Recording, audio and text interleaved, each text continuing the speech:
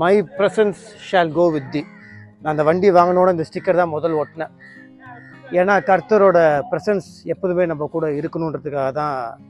முக்கால்வாசி வண்டியில் இந்த ஸ்டிக்கர்ஸை நீங்கள் பார்த்துருப்பீங்க, இந்த வசனத்தை நீங்கள் பார்த்துருப்பீங்க. ஸோ இன்றைக்கி நம்ம பார்க்க போகிற டாப்பிக்கும் கர்த்தரோட பிரசன்னம், இந்த வேர்ஸை பற்றி தான் நம்ம பார்க்க போகிறோம். நான் இந்த ஷூட்டிங் போகிறதுக்கு முன்னாடி நம்ம இதை பற்றி பேசிட்டு அதுக்கப்புறம் ஷூட்டிங் போவோம் வாங்க. பைபிளில் வந்து நம்ம அதிகமாக பார்க்குற வசனங்களில் என்னோட சமூகம் உனக்கு முன்பாக செல்லும்ன்றதை வந்து நிறைய ஸ்டிக்கரில் பார்ப்போம், ஆட்டோவில் பார்ப்போம், கார் ஸ்டிக்கர்ஸில் பார்ப்போம், பைபிளில் பார்ப்போம், தினம் எப்படியும் பார்த்துருவோம். அது கர்த்தர் நம்ம கூட பேசுறது. கர்த்தர் எப்படியோ நம்ம கூட பேசுவார், ஸ்டிக்கர் மூலியமாகவும் பேசுவார். இது பைபிளில் வந்து ரொம்ப எனக்கு பிடிச்ச விஷயம். அது கர்த்தர் நம்மளுக்கு முன்னாடி போவார். அதாவது சில இடங்களில் கர்த்தர் நமக்கு முன்னாடி போவார், சில இடங்களில் கர்த்தர் நமக்கு பின்னாடி இருப்பார், சில இடங்களில் கர்த்தர் நம்ம கையை பிடிச்சி நடந்து கூப்பிட்டு போவார், சில இடங்களில் நம்மளை தூக்கிட்டு போவார். ஸோ கர்த்தர் நம்மளை வந்து ஒரு இடத்துக்கு கூப்பிட்டு போகிறதுக்கு இத்தனை விதமான விஷயங்கள் இருக்குது. ஸோ இது எப்படின்னு இந்த வாட்டி நம்ம இந்த வீடியோவில் டக்குன்னு பார்ப்போமா வாங்க. சில நேரங்களில் கர்த்தர் நம்மளுக்கு முன்னாடி போவார். இப்போ ஒரு காட்டுக்குள்ளே போகிறோம், அங்கே என்ன இருக்குன்னு தெரியாது. நம்மளுக்கு முன்னாடி மிருகம் இருக்கா, பாம்பு இருக்கா, பேய் இருக்கா, பிசாசு இருக்கா, இருட்டில் வந்து நம்மளுக்கு என்னென்ன தெரியாது. அப்போ நம்மளுக்கு முன்னாடி ஒருத்தர் போய் தான் நம்மளுக்கு வழிகாட்ட முடியும். அவர் ஒரு வழிகாட்டி. அவர் போகிற பாதையில் இங்கே டேஞ்சராக இருக்கா, இங்கே புதர் குழி இருக்கா, இங்கே ஏதாவது டேஞ்சர் இருக்கா, இல்லை வழி இருக்கா அப்படின்னு கர்த்தர் நம்மளுக்கு முன்னாடி போய் வழி இல்லாத இடத்துல நம்மளுக்கு வழியை உண்டாக்கி கொடுப்பார். ஃபார் எக்ஸாம்பிள், இப்போ நீங்கள் வந்து ஒரு போருக்கு போகிறீங்க.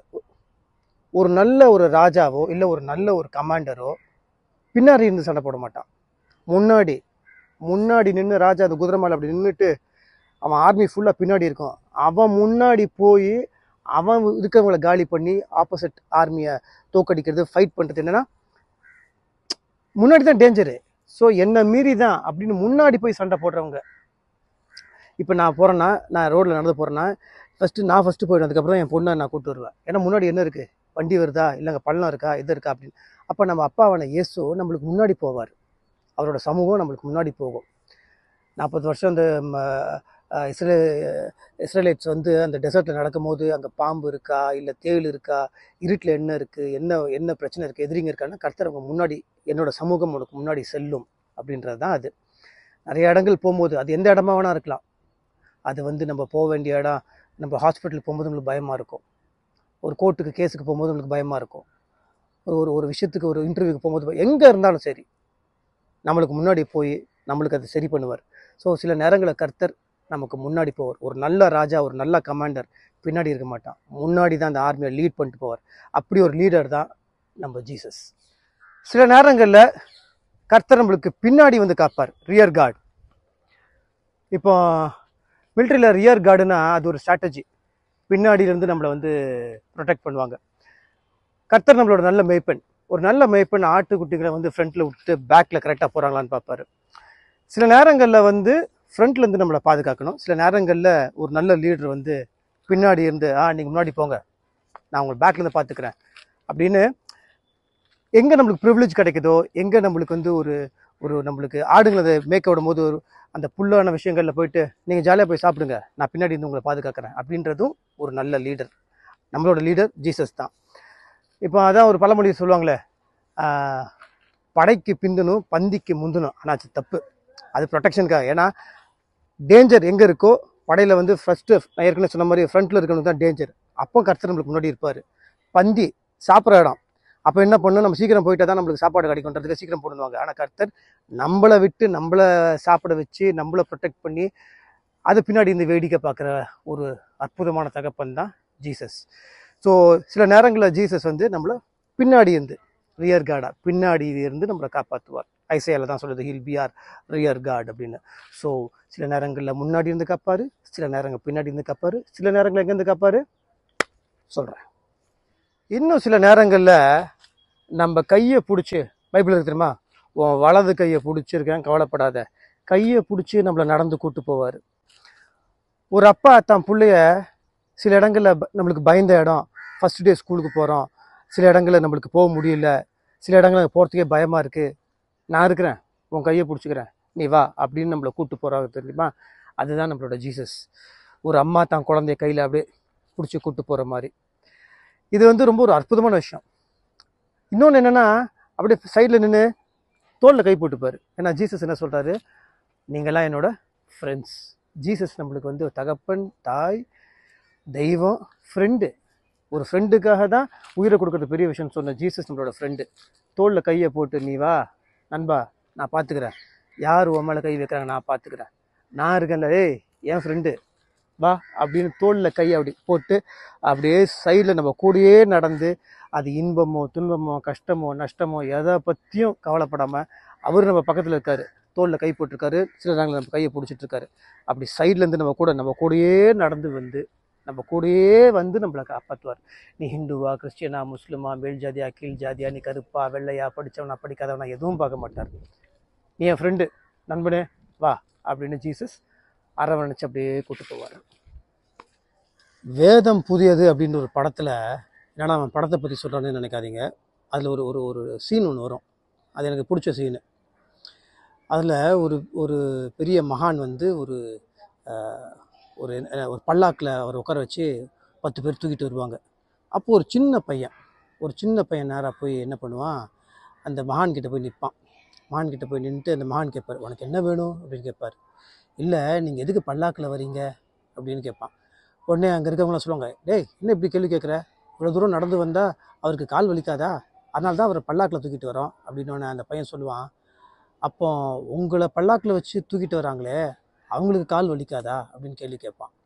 அவருக்கு வந்து அப்படியே முகத்தில் அரைஞ்ச மாதிரி ஒரு ஷாட் போடுவாங்க, பலார் பலார் பலார்னு. இது நான் சினிமாவுக்கு கம்பேர் பண்ணல, இதுக்குள்ளே ஒரு விஷயம் இருக்குது, அதை தான் நான் சொல்ல வரேன். பல்லாக்கில் உட்காந்துட்டு வர்றது வந்து பெரிய ஆள் கிடையாது, அது வந்து கடவுள் கிடையாது. நம்மளை உட்கார வச்சு இந்த பல்லாக்கை தூக்கிட்டு வர கடவுள் தான் பெரிய கடவுள், அவர் தான் இயேசு. இதில் இன்னொரு வருத்தமான விஷயம் என்னென்னா, கர்த்தர் பேரை சொல்லிட்டு நாமளே என்ன பண்ணுவோம், சில கிறிஸ்தவர்கள் தேர் பல்லாக்கு இதெல்லாம் பண்ணுவாங்க.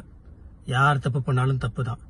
இயேசுக்கு அப்படி பல்லாக்கில் உட்காந்து வர பிடிக்காது, தேரில் வரதான் பிடிக்காது. அதை நம்மளே வந்து அடுத்தவங்களை ஈஸியாக குறை சொல்லிடுவோம், அவங்க இப்படி இவங்க இப்படின்னு. நம்ம பண்ணுற தப்பு, நம்ம பண்ணாலும் தப்பு தப்பு தான்.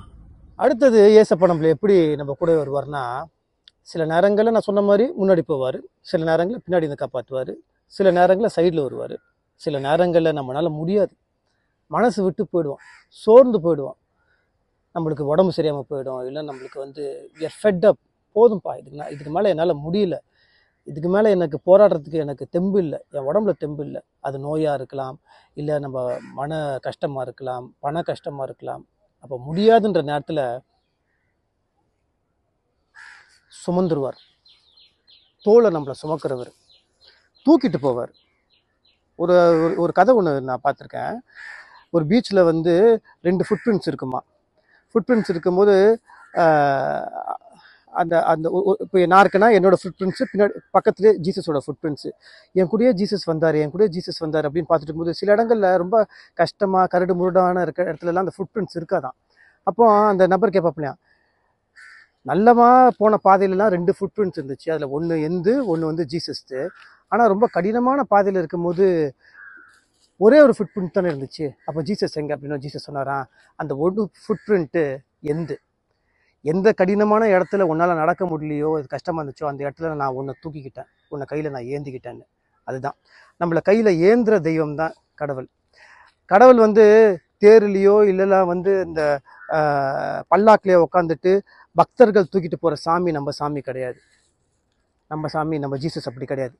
நம்ம ஜீசஸ் எப்படின்னா, நம்மளை உட்கார வச்சுட்டு தேரை இழுக்கிறதும் பல்லாக்க தூக்கிறதும் தான் ஜீசஸ். ஆமாம், அவரு நம்மளுக்காக சிலுவையை தூக்குனாரு, நம்ம சிலுவையை தூக்கல, அவர் தான் கஷ்டப்பட்டு இந்த சிலுவையை நம்மளுக்காக தோலை சுமந்துட்டு போனார். ஸோ நம்மளை சுமக்கிற ஒரு தகப்பன், ஒரு தாய் 10 மாதம் குழந்தைய வந்து வயிற்றில் சுமக்கிறாது, எவ்வளோ கஷ்டம். அந்த தாயின் அன்பு தான் நம்ம இயேசுக்கு. தாய் எப்படி 10 மாதம் சுமக்கிறாங்களோ அதே மாதிரி கடைசி வரைக்கும் நம்மளை சுமக்கிறவர் தான் இயேசு. ஒரு தகப்பன் தன் பிள்ளைய மனசில் சுமக்கிறான், தோளில் சுமக்கிறான், அப்படிப்பட்ட தகப்பன் தான் நம்ம இயேசு. ஸோ நம்ம இயேசு நம்ம எப்போ நம்மளால் முடியல, எப்போ நம்மளுக்கு முடிஞ்சு போச்சு, என்னால் நடக்க முடியல, எனக்கு சக்தி இல்லை, எனக்கு தெம்பு இல்லை, நம்பிக்கை இல்லை, எனக்கு பணம் இல்லை, எனக்கு எதுவுமே இல்லைன்னும் போது அப்போ 2 கையால் உன்னை தூக்கிட்டு போகிறவர் தான் நம்மளோட இயேசு. ஸோ என்ன, நம்மளை முன்னாடி இருந்து காப்பார், பின்னாடி இருந்து காப்பார், சைடில் இருந்து காப்பார், எதுவே முன்னாடி நம்மளை தூக்கிட்டு போவார்.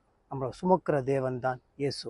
மறுபடியும் சொல்கிறேன், அவர் ஹிந்து, முஸ்லீம், கிறிஸ்டியன், டினாமினேஷன், ஆர்சி, பெண்டகாஸ்ட், நீ தலித் கிறிஸ்டியனா, நாடார் கிறிஸ்டியனா அப்படிலாம் பார்க்க மாட்டார். நீ அவரோட புள்ள. நீ நல்லவனோ கெட்டவனோ எவனாக இருந்தாலும் நீ அவரோட புள்ள. உன்னை நல்லவனாக ஆக்குறது அவரோட கடமை. உன்னை ஒதுக்கிட மாட்டார், தீட்டுன்னு உன்னை தள்ளி வச்சிட மாட்டார். நீ அவருக்கு அபிஷேகம் பண்ணி அவர் காலில் இருக்க தண்ணியை எடுத்து குடிக்க தேவையில்லை. உன் பாதத்தை அவர் கழுவார். சீடர்கள் பாதத்தை கழுவுனவர் இயேசு. நீ பல்லாக்கில் உட்காந்துக்கலாம், உன் பல்லாக்கு அவர் தூக்கிட்டு வருவார். அதுதான் என்னோட இயேசு. அது யாராவனா இருக்கலாம். எந்த நபர்கள் கர்த்தரை திட்டுற நபர்களாக கூட இருக்கலாம். இனிமேல் கர்த்தரை கும்பிடக்கூடாது, ஜீசஸ் பற்றி பேசக்கூடாதுன்னு அடிக்கிறாங்களே சில பேர், அவங்க கூட இருக்கலாம். அவங்களையும் ஜீசஸ் சுமப்பார். ஏன்னா எதிரிகளையும் பாவிகளையும் எல்லாத்தையும் மன்னிக்கிறது தான் இயேசு. இயேசு உங்களுக்கும் செய்வார், எனக்கும் செய்வார். ஏன் தெரியுமா? Jesus loves you and I love you.